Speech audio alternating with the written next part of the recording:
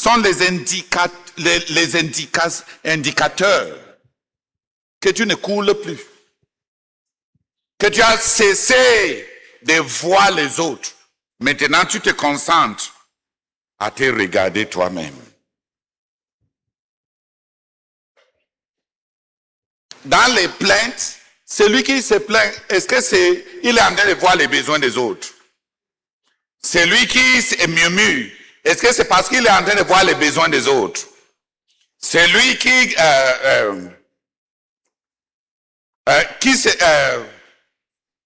de grands soucis, est-ce que c'est parce qu'il voit les besoins des autres? Les soucis, les plaintes, les murmures, c'est parce que tu es revenu à la maison. Tu as cessé de voyager. Pourquoi il faut toujours penser aux autres, toujours en train de faire quelque chose pour les autres? Je rends ministère aux autres qui me rendent ministère. Oh Seigneur, je porte les fardeaux des autres qui portent ma part.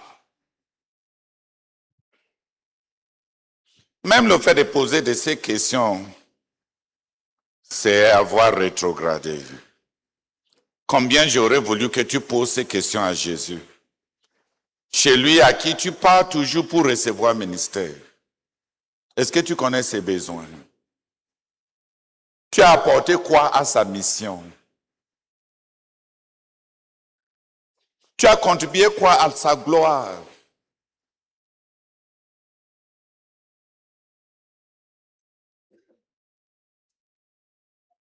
Donc tu as le droit de poser les questions, de devenir sage en route. Vas-y, c'est la pauvreté. Même la cupidité. Et l'accumulation. Le souci veut dire que tu as trop gardé des choses à la maison. Ce n'est pas une phrase que je jette en l'air. Quand je commence à ressentir un manque par rapport à telle chose ou telle chose, je rentre dans ma chambre ou bien dans mon compte et je vide ça un peu. La simplicité rend les gens extrêmement contents.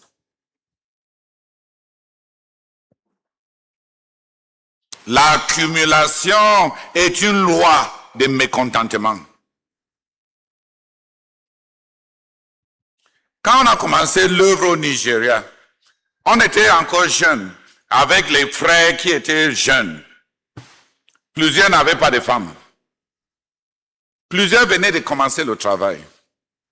Il fallait voir comment on a donné. Mais au fur et à mesure que Dieu donnait des nominations, les grandes félicitations, les bénédictions. Je me souviens un frère qui n'avait pas de voiture. Il va louer une voiture pour rendre service. Mais quand Dieu lui a béni avec plus de 5 voitures, et dans ses affaires, il avait même plus de 15 remorques. Il ne trouvait plus de voiture pour rendre service aux frères. Il est occupé.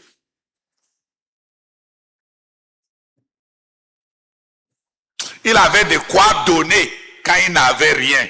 Dis Amen. Amen. Il n'avait plus de quoi donner.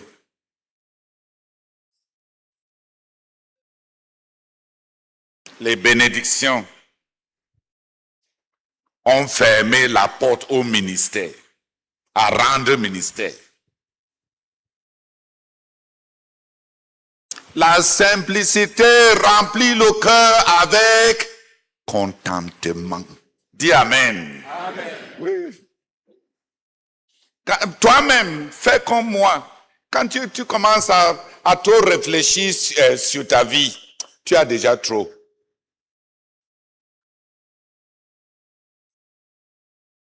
Regarde tous les frères célibataires, regarde tous les sœurs célibataires. Va demander au frère marié la dernière fois qu'il a remercié Dieu pour sa femme.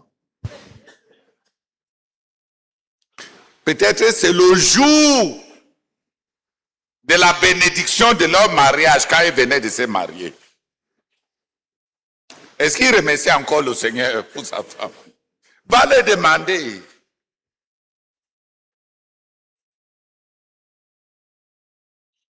Car à force d'avoir l'abondance,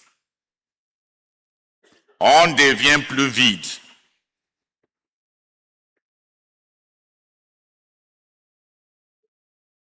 Couler. Peut-être tel peut avoir ces millions et tu penses qu'il est sage parce qu'il investit, il garde, il planifie l'avenir de ses enfants. Mais s'il vous plaît, frère, quand le Dieu du ciel avait besoin de nourrir son prophète, il n'a pas cherché les gens qui avaient beaucoup.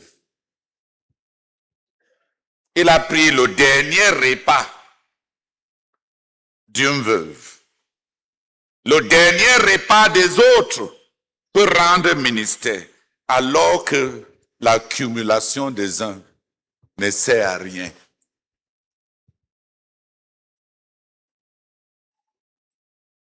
Toi et moi, on connaît l'histoire de cette dame, n'est-ce pas? Qui connaît tous les richissimes qui vivaient à ce moment-là? Elle a béni des générations et des générations avec son histoire, n'est-ce pas? Qui est plus riche? Plusieurs de riches à son époque.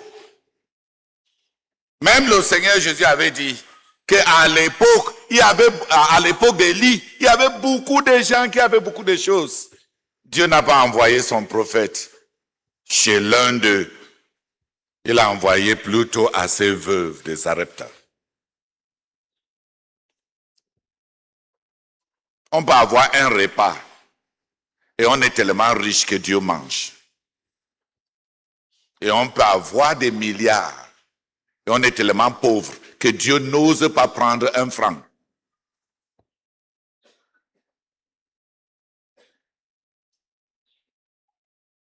Parce que si Dieu ose toucher à un franc que tu as déjà alloué pour agrandir ton nom, même Dieu va te repentir.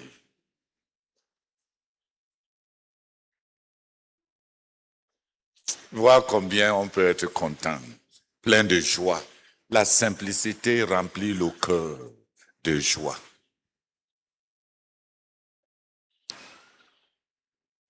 C'est une joie. Il y a plus de bénédictions à donner qu'à recevoir. Tantôt, il y en a qui sont en train de recevoir davantage, et tu les envies. Et toi, tu as la possibilité de donner.